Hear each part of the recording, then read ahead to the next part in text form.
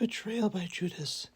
Then one of the 12, who called him Judas Iscariot, went to the chief priests and said, "What are you willing to give me if I hand him over to you?"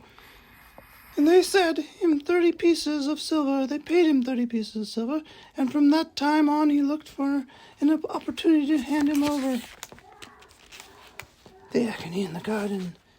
And then going out he went, as was his custom, to the Mount of Olives.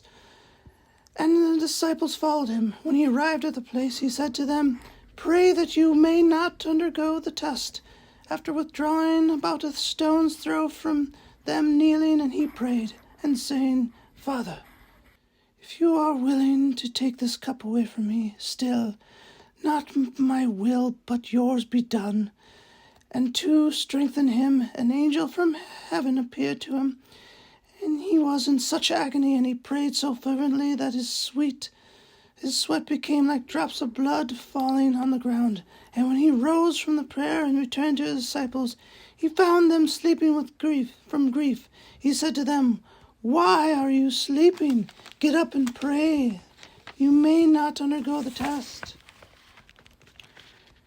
And before Pontius Pilate, they shouted again, "Crucify him!" Pilate said to them, "Why? What evil has he done?" They only shouted the louder, "Crucify him!" So Pilate, wishing to satisfy the crowd, released Barabbas to them, and after he had Jesus scourged, handed him over to be crucified.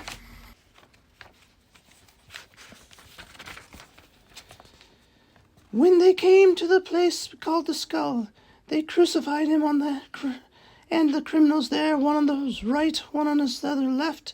Then Jesus said, "Father, forgive me, they know not what they do."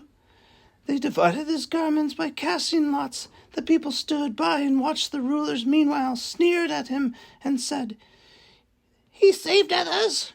Let him save himself if he is the chosen one, the Messiah of God." Even the soldiers jeered at him, and they approached to offer him wine. They called out, "If you are King of the Jews, save yourself." Above him there was an inscription that read, "This is the King of the Jews." Now one of the criminals hanging there reviled Jesus, saying, "Are you not the Messiah? Save yourself and us." The other, however, rebuking him, and said in reply, "Have you no fear of God? For you are subject to the same condemnation. And indeed, we have been condemned justly, for the sentence we receive corresponds to our crimes. But this man done nothing criminal." And when he said, "Jesus, remember me when you come into your kingdom," and he replied, "Amen. Say to you, today you will be with me in paradise."